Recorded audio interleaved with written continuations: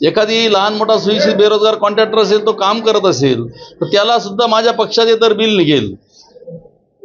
अनेक ठिकाणी पोलीस स्टेशनमध्ये त्यांचा हस्तक्षेप असतो. ही जी दहशत आहे ही संघटनेच्या माध्यमातून मोडण्याचं काम या ठिकाणी करणार आहे. राष्ट्रवादी शरद पवार गटामध्ये पक्ष संघटनेमध्ये बदल करण्यात यावे, भाकरी फिरवण्यात यावी अशा प्रकारची अपेक्षा कार्यकर्त्यांमध्ये होती आणि त्या निश्चितीसाठी माजी मंत्री सतीश अण्णा पाटील एका बैठकीमध्ये जाहीररित्या हे बोलून देखील दाखवलेलं होतं आणि त्यानंतर मात्र ही हे सत्तांतर होईल का, पक्षात बदल केले जातील का असं मानलं जात असताना आज प्रमोद पाटील यांची या ठिकाणी जिल्ह्याच्या अध्यक्षपदी निवड करण्यात आलेली आहे, तर कार्याध्यक्षपदी शालिग्राम मालकर यांची निवड करण्यात आलेली आहे.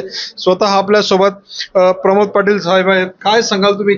तुमची पहिल्यांदा स्वागत करतो आणि तुमची भूमिका काय असणार आहे? धन्यवाद. माझी भूमिका ही आमचे सर्व नेते आदरणीय शरद पवार साहेब, जयंत पाटील साहेब, सतीश अण्णा, देवकरप्पा, राजूजी देशमुख या सर्वांनी आमची निवड ही सर्वानुमती केली. माझ्यासोबत माझे सहकारी मालकरजी असतील, राजेंद्र चौधरी असतील, एजाज भाई असतील, सूर्यवंशी साहेब असतील, सचिन पाटील असतील, या सर्वांची नियुक्ती एकमताने या ठिकाणी झाली. आणि आज पहिल्यांदा कार्यभार स्वीकारित असताना पहिल्याच मुलाखतीमध्ये संघटनेच्या संदर्भामध्ये आजपर्यंत आधीचे अध्यक्ष विश्वनाथ इंगळेंपासून तर रवींद्र भैयांपर्यंत ज्यांनी काही कामकाज केलं ते पुढे नेण्याचं काम आम्ही करणार आहोत. दुसरी महत्त्वाची गोष्ट, पहिलं प्राधान्य हे संघटना बांधणी, त्यामध्ये युवकांना प्राधान्य देण्याचं काम मी करणार. दुसरा प्रश्न, या जिल्ह्यामध्ये प्रशासनावरती भारतीय जनता पार्टी यांनी ज्या पद्धतीने दबाव टाकलाय की एखादी साधी बंदस्तीवरची भानगड असेल तिथे सुद्धा आम्ही सांगूच तोच निकाल दिला पाहिजे, either it is right or wrong. एखादी लहान मोठा सुशिक्षित बेरोजगार कॉन्ट्रॅक्टर असेल, तो काम करत असेल तर त्याला सुद्धा माझ्या पक्षाचे तर बिल निघेल.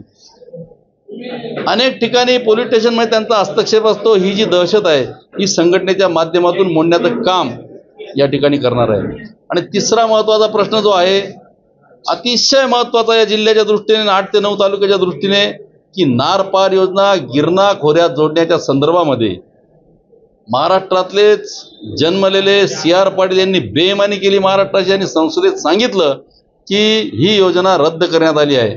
जी योजना 2019 साली पवार साहेबांच्या मार्गदर्शनाखाली उद्धव ठाकरेंनी 11 TMC पाणी देऊन तिला चालना दिली, विधानसभेत विधान परिषदेत मंजुरी झाली, SRTC मध्ये म्हणजे टेक्निकल मान्यता झाली आणि आता अचानक त्यांनी रद्दची घोषणा केली.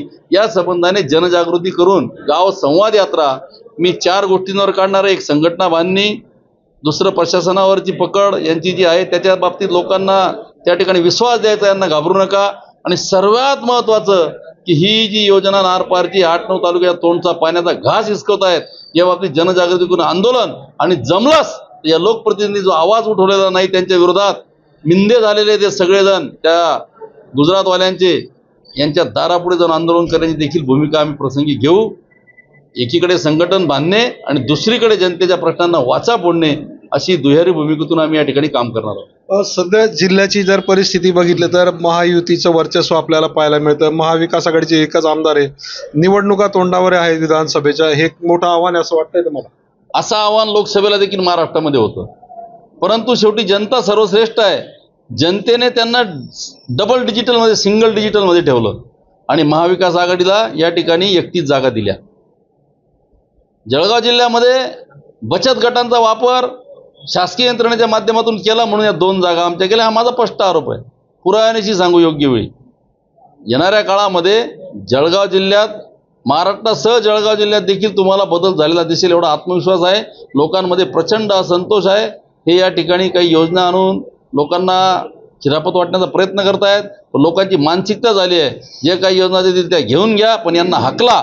याचं कारण, जर कपाशी 6,000ने जाते आहे आणि तुम्ही लाडली बेलला 1,500 देत आहेत, एका घरात 5 क्विंटल कपाशी जर पिकली तर त्या ठिकाणी 15 ते 20 हजाराचं नुकसान होत आहे. 15 ते 20 हजाराचं नुकसान बी बियाणं खत्यामध्ये जात आहे. 40,000 रुपये तुम्ही खिशातून काढून देत आहे आणि 1,500 देत आहे. हे लोक समजतायत आणि लोक म्हणून त्या ठिकाणी यांची फक्त वाट पाहून आहेत. एवढ्या निमित्ताने मी सांगतो. या निवडणुकीमध्ये तुम्ही राष्ट्रवादीच्या शरद पवार गटाच्या वतीने किती जागा लढवणार आहेत? किती जागांवरती महाविकास आघाडीचा विजय होईल असं वाटतंय तुम्हाला? 8 ते 9 जागा आमची मागणी राहील. फायनली 7 ते 8 जागा आम्हाला मिळतील आणि स्ट्राईक रेट आमचा कदाचित तुम्हाला आश्चर्य वाटेल किंवा वाटू नये, 100% जळगाव जिल्ह्यात राहील. कारण की लोकसभेला झालेली ती जी बचत गटांच्या माध्यमातून ते सर्व लक्षात आलेलं आहे. त्या ठिकाणी आता आम्ही जागरूक झालेलो आहोत. निश्चितपणानं स्ट्राईक रेट हा 100% राहील. मी अतिशयोक्ती बोलत नाही. पक्षामध्ये भाकरी बदल फिरवण्याची का वेळ आली? मागच्या जे काही जिल्हाध्यक्ष होते एक नाराजी पण पाहायला मिळत होती, असं काही कारण आहे समोर? तसं काही कारण नाही. 7 वर्ष आदरणीय भैयासाहेबांना झाली होती आणि सर्वानुमते मला स्वतः भैयासाहेबांनी देखील सांगितलं की आता मी राजीनामा देतोय, त्यांच्यावर प्रांताची जबाबदारी दिली जाते आणि मग त्यावेळा तू त्या ठिकाणी माझ्या जागेवर यावं असं त्यांनी मला शेवटच्या दिवशी मुलाखतही दिली नव्हती. त्यांनी मला त्या ठिकाणी माझा बायोडाटा द्यायला सांगितलं अनिल देशमुखांकडे. तर असं काही नाही. मालकर साहेब हे आपल्यासोबत आहेत, तुम्ही काय सांगाल? हे जे काही बदल घडलेले आहेत तुमची काय भूमिका असणार आहे सगळ्यासमोर? बदल आता 7 वर्ष भैयासाहेबांना झाले होते आणि भैयासाहेबांनी पण राजीनामा स्वतःहूनच दिलेला होता. सतीश अण्णांनी त्या गोष्टीला कार्यकर्त्यांची भावना बोलून दाखवली आणि एक चांगलं सोशल इंजिनिअरिंग जळगाव जिल्ह्याच्या राष्ट्रवादीमध्ये आदरणीय देवकरप्पा, आदरणीय सतीश अण्णांनी केलं आणि यामुळे निश्चित आगामी काळात पक्षाला फायदाच होणार आहे. सोशल इंजिनिअरिंग तुम्ही शब्द वापरला आहे, नक्की यातनं काय साध्य होणार? म्हणजे कशा मला एक पद्धतीने असं सांगायचं आहे की सर्व जाती धर्मांना न्याय द्यायचं काम राष्ट्रवादी काँग्रेसने पहिल्यापासून स्थापनेपासूनच केलेलं आहे. राष्ट्रवादी काँग्रेस पक्षाचे तुम्हाला आठवत असतील तर छगन भुजबळ साहेब हे पहिले प्रदेशाध्यक्ष होते. ज्या पक्षावर आमचा आरोप केला जातो की हा मराठ्यांचा पक्ष आहे, असं कुठल्याही प्रकारचं तथ्य त्या गोष्टीमध्ये नसून आदरणीय भुजबळ साहेबांना पक्षाने पहिलं अध्यक्ष केलं होतं आणि त्यानंतर अनेक लोकांना न्याय द्यायचं. सुनील तटकरे साहेब मराठा समाजाचे अशा अनेक नॉन मराठा प्रदेशाध्यक्ष दिले आणि मधुकरराव पिचडा साहेबांना दिलं. अनेक मंत्री केले, अनेक राज्यमंत्री केले, अनेक जिल्हाध्यक्ष केले. या ठिकाणी गप्पार मलिक साहेब आपले जिल्हाध्यक्ष होते, युवराज काका होते आणि विश्वनाथ इंगळे होते. तर हे सगळे लोक नॉन मराठा होते आणि ह्या पक्षाने एक चांगलं सोशल इंजिनिअरिंग निवडणुकीच्या तोंडावर केल्यामुळे या सर्वच जातींच्या लोकांना एक या पक्षाच्याबद्दल आस्था वाटते. आताच्या काळामध्ये भारतीय जनता पक्ष, शिवसेना, शिंदे गट आणि राष्ट्रवादी अजितदादा गट या तिघांवर प्रचंड नाराजी लोकांची आहे ती लोकसभेच्या माध्यमातून सुद्धा उमटली आणि येणाऱ्या काळात ज्याप्रमाणे लोकसभेला लोकांनी निवडणूक हातात घेऊन जे वाटत नव्हतं, कोणालाच वाटत नव्हतं, इतक्या मोठ्या प्रमाणात यश महाविकास आघाडीला दिलं, त्याची रिपिटेशन निश्चित आताच्या काळामध्ये होणार आहे. आणि जळगाव जिल्ह्यातील मी तर जळगाव लोकसभा क्षेत्राचा कार्याध्यक्ष आहे. दोघं लोकसभा क्षेत्रांमधून जास्तीत जास्त जागा आमच्या निवडून येतील. आमचा स्ट्राईक रेट 80% आहे. 8 जागा जरी घेतल्या आम्हाला मिळाल्या. या ठिकाणी पक्ष नेतृत्वाने प्रथमतः माझ्यासारख्या छोट्या कार्यकर्त्यावर जिल्ह्याच्या नेत्यासहित इतर नेत्यांनी जबाबदारी टाकली, त्याबद्दल त्यांचं मनापासून आभार मानतो. येणाऱ्या काळामध्ये लोकसभेच्या निवडणुकीमध्ये ज्या काही पक्षाच्या माध्यमातून चुका झालेल्या होत्या त्या दुरुस्त करून रावेर लोकसभा मतदारसंघामध्ये राष्ट्रवादी काँग्रेस हा 4 जागेवरती निवडणूक लढवणार आहे. भुसावळ, जामनेर, चोपडा आणि